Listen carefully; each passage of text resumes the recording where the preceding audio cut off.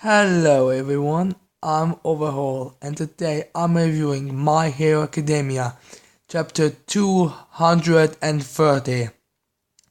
Now some of you are asking, why am I not in my human form and with my drawings or something and the Lego minifigures? And the reasoning behind that is there's a two-headed dragon there right now and it's destroying the town, and because I don't wanna save people, I'm just gonna let it burn everything down and rebuild everything in a second. I mean, I am a god level threat. No, not even beyond. I can actually take down Saitama, which we all found out in the last two chapters, or chapter 208 and 250, with Saitama fighting Monster King Orochi. Saitama can beat a god level, which is kind of, we already know that.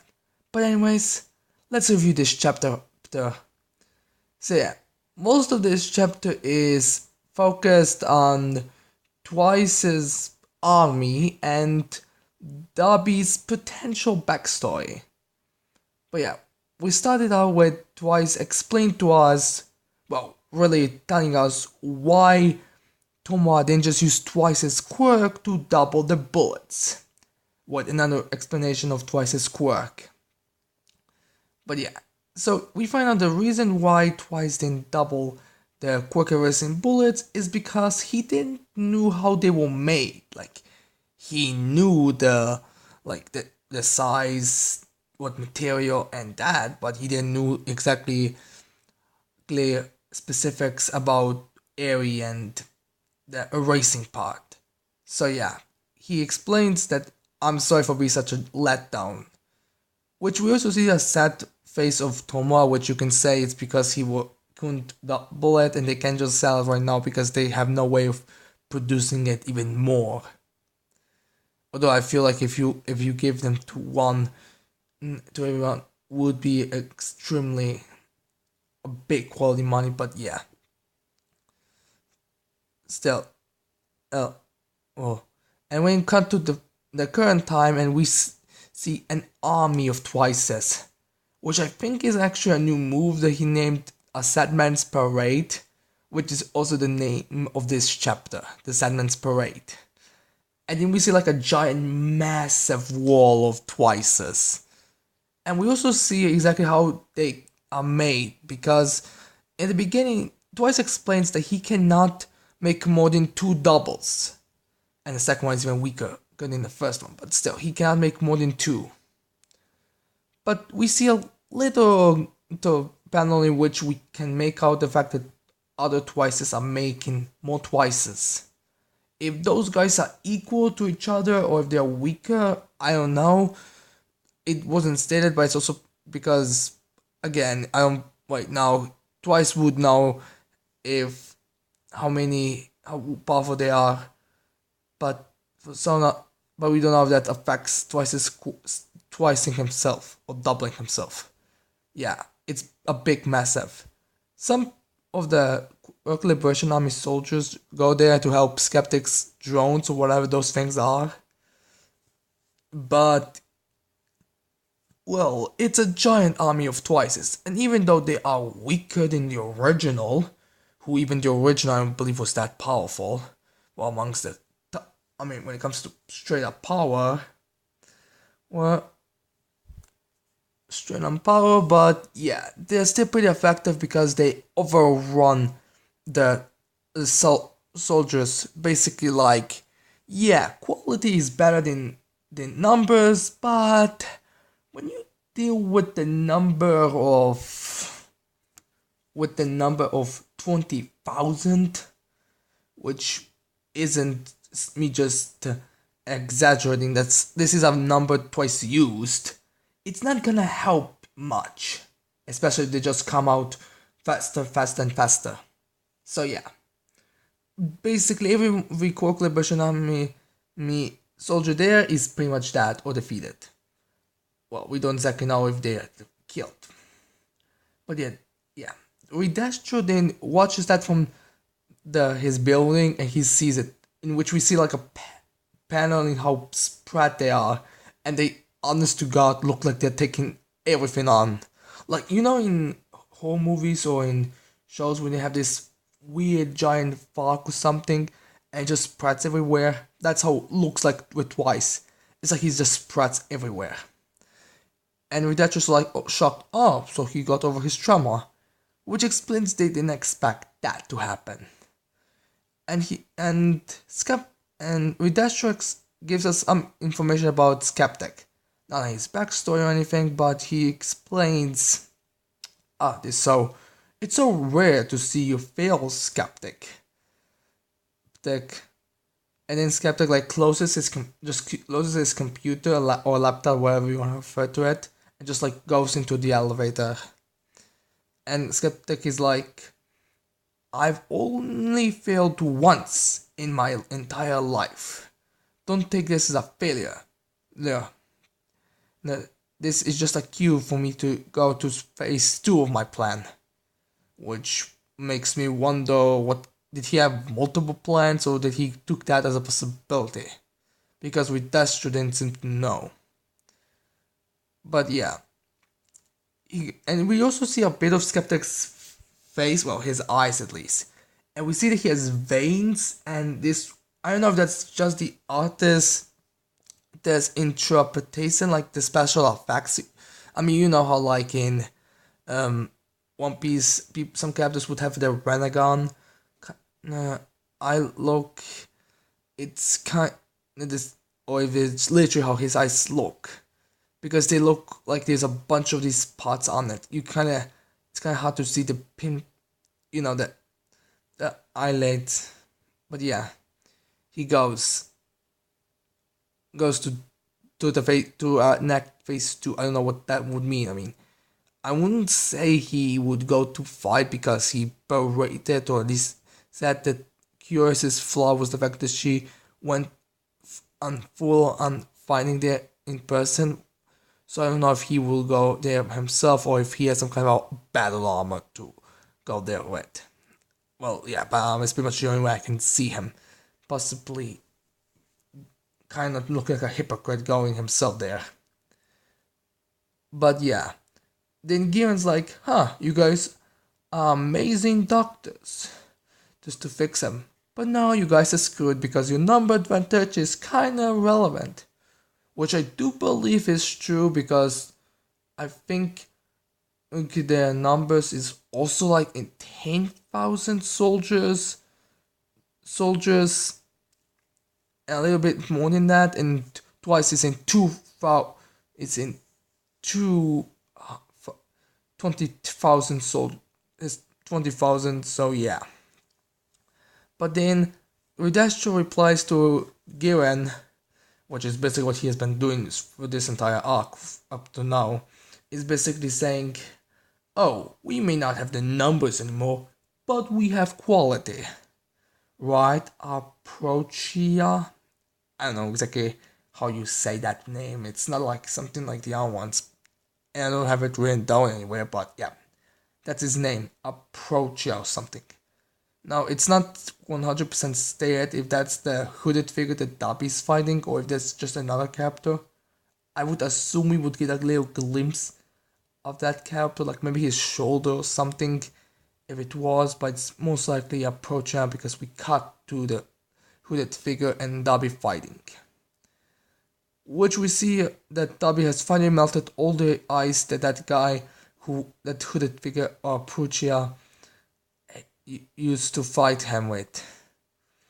And he's like, it seems like you finally ran out of ice for me to melt. And then like Kompreska is in the background saying, hey, since you have time for monologuing, can you please come and help me? And Dobby is like, why would I help you? And Kompreska, oh, why do you have to be so mean to me? Dobby also cold to me. And then Dobby is like, it's a little funny scene with Dobby basically just being like, oh, ask damn for help. Like an army of Twice are literally there saying a bunch of stuff, saying like, hey, guys need, hey, step in my foot. Hey, Dogo needs trouble. Dobby, Kompreska, you're still alive. And it's so funny because Dobby isn't even able to like look away to see things. He just automatically knows they're like there, and Kompaska is like, oh, they're there, even though he was the one that was able to like, well, look at everything and everyone. But then, yeah, anyways, they come there to save and inform everyone. The Kompaska know what they're gonna do. They're planning to just go as many of them as possible to kill everyone. But, and the whole trauma thing. Now, Kompaska tells, wait, how did you get out of your trauma? And then Twice says, it's because of the power of love, and I destroyed it by that. And Kompaska's like, that sounds more like a hero story, so aren't you supposed to be a villain? Which is kind of true.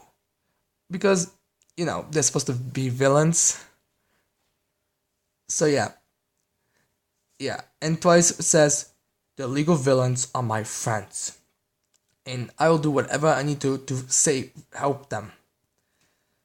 And so yeah, Twice's clones tells Kompaska where he is. Well, we assume he tells.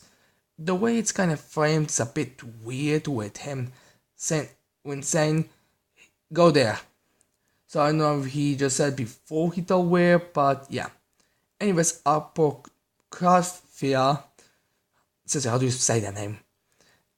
Or the hooded figure, uses his quirk to attack them, which is weird considering he only melted, which is explained later.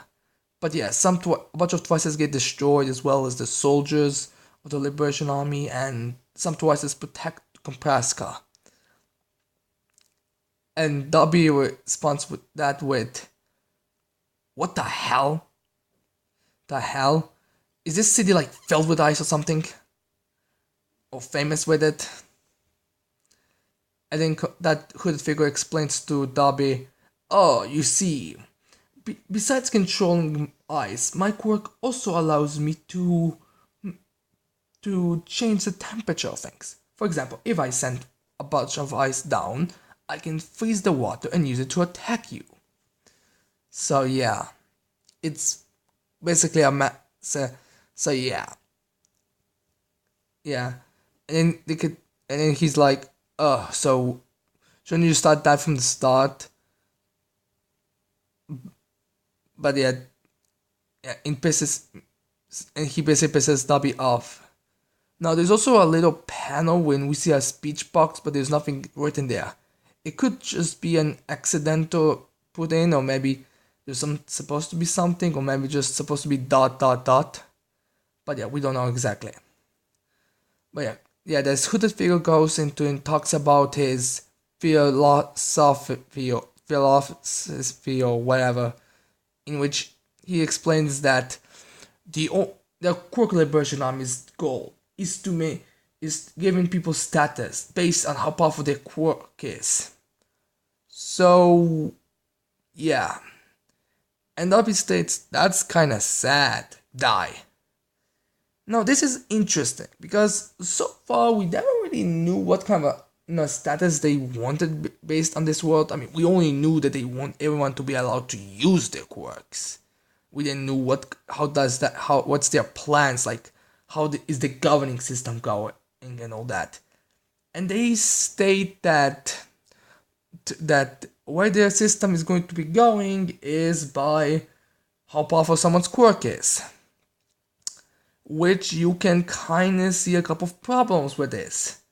Well, for starters,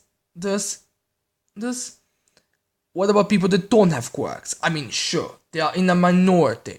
I mean, I don't believe it was ever stated that they are number, like, in the entire world, how many of them are, or anything like that. It was just there that it's rare to find someone without a quirk. Hell, Deku was the only kid, apparently, in the entire school that didn't have a quirk, but yet usually the police force, apparently, at least a couple of them seem to not have quirks. Granted, that also wasn't stated. It was just said by All Might that if you want to help people, be a police officer. So I would assume that there are a couple of people without quirks that are police officers, at least. But yeah. yeah, how is the world going to work for them? Because what's their logic? Like, none of the League of Villains are going to ask, is the type of a person that would ask, like, any of them. Like, maybe Tomoe just to make fun of Rikdasho after he beats him. I mean, alright, what in your world, what about people that don't have quirks? What would you do with them? But yeah, I would like to know what about those people. Paul. And yeah, yeah. And then you have the problems with some quirks aren't really supposed to be stronger, but they can become stronger. For example, Jiro is much more usable with her quirk than, let's say, Ayama. Ayama's quirk is technically, if you look at it, stronger than Jiro's. I mean, it's a literal laser of his belly button. It's, you would think that is stronger than the earphone jack quirk that only allows destruction if it goes into something and blows it up, and even that would require her to be able to send it, and it's a big target. Like, how exactly would this go? Because he even himself explained that he trained with it a lot. So yeah. Also, so he explains to us exactly what Darby's weakness is, and even gives us even more fuel to Darby Historia to the Roki theory. Seriously. I don't care if some people say that this doesn't feel like it would be a perfect time to explain it, or yeah, if I'm being totally honest, it does make sense for being a time to explain it in some way. But yeah, but Hiroshi really does seem to wanna tell us Dabi is Toya Todoroki. And my reason that this would be a good time to explain that would be because it would be kinda subverting of our expectations in a good way. For example, we all expect the time when Dabi will reveal that he's Toya Todoroki to be a big moment, like, oh yeah, Endeavor and Todoroki, I'm your son, Toya Todoroki. But it would be different if he like revealed that to the League of Villains and just the world doesn't know. I mean, it's the most popular favorite derby, so the fanbase isn't going to exactly be, oh, in shocked if they ever find out. How it's how the people that usually don't seem to agree with the theory are usually people that are usually people that don't really read into it too much. For example, Tacking didn't. For example, Tacking 101, who I'm a big fan of his channel, in his Todoroki video, he states that why do people think that Dabi is Shoto's brother? Is it because of the flame quirk? Explain to very clearly that he does that. It's not all the other evidence, but yeah, they go back. They go, but yeah, they continue their fighting. But Kombeska is in the background or somewhere, being like, I really want this guy to be fighting Gigantomachia, which we also find out that in this chapter that it's only an hour and five. It's an hour and 5 minutes until Gigantomachia wakes up, which is also why Kombeska told twice that now you can't go on a massacre. We can't kill everyone. You can just double us, me and Darby to just kill everyone because again we need them to fight you know to fight Machia. Which my argument for that would be which my argument for that would be you could still double both Darby and Kombeska and spin it for everyone, but yeah, I guess. Also, one question: why doesn't Twice make a double of Kendo Rapapa from the Eight Precepts? I mean, that guy basically had the personality of, I will work for anyone who offers me to a good match. If like Twice made a double of him and he was like, but he did already, and he was like, hey, Kanrapa, you see those people? They think they can take you, huh? They think they can beat you. Why don't you go there and show them why you're the man?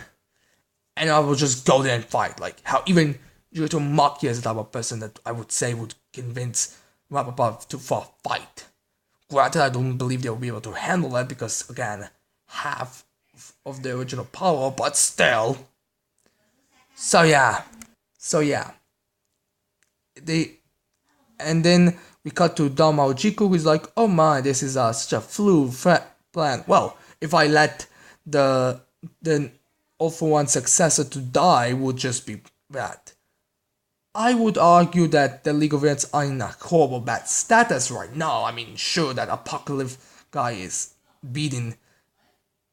currently on a better term in fight against Darby because Darby has a limited amount of fire he can use because it burns his flash, which if which I think it just gives him extra pain if I'm being honest. Yes. Which I would, but yeah, Darby cannot fight for too long with his flames. So they could, so yeah, and Jiku or Doctor, however you want to refer to him, wakes Machia up. I think by that radio he's probably All For One's voice or something, and he's saying, All For One's successor has been trying very hard to fight and without his sleep, so go there and help. And Machia goes there and rampages. Nope, I would say that would be Jiku kind of cheating, kind of giving too much of a help for them to convince, but maybe he's giving Uji, or maybe he's giving Shigoki a little bit of a harder time because the way that Shigoki looked in the last chapters, when last time we saw him, he seemed a bit sleepy, which hell, even when Ojiku says, the All For One successor has been losing sleep for hope to spare his goal. But yeah, so I would consider this kind of being a bad thing, and I wouldn't be surprised if Ujiko was like, when they contact him, asking what the hell's going on. So yeah, Machi goes there and fights them. Now, I am wondering if Matcha is going to come in and fight them, or if he's just going to fight the elite, the soldiers, not everyone else. Because, I mean, we still need to get a fight between Kompenska and Kaku. Well, it's not been said, but I feel like Kompenska will fight Kaku, considering how, if our plans go. And Skeptic would most likely fight twice, and Darby's still fighting that hooded figure Puchia or whatever. And I would also feel like that Spinner will fight the Slime Go hero, and Toman would kind of have to fight with Dastro because I do want to get that one up moment with Toma one-upping Dastro, like saying, yeah, your world was pretty fucking stupid, you fucking idiot. But yeah, this chapter was definitely amazing. Amazing. And I do hope in the next one we do get revealed is Darby really Todoroki. Come on, Hakoshi. I mean, don't be. I know it's a favorite. I mean, I know it's just reveal it. At least reveal if he is or if he isn't. Just reveal something. But yeah, I'm very excited for it. Now, anyways, I hope you like this video. I hope you're gonna leave a like and subscribe to my channel for more videos in the future. And that's it. I cannot wait to see all of you people next time. Bye.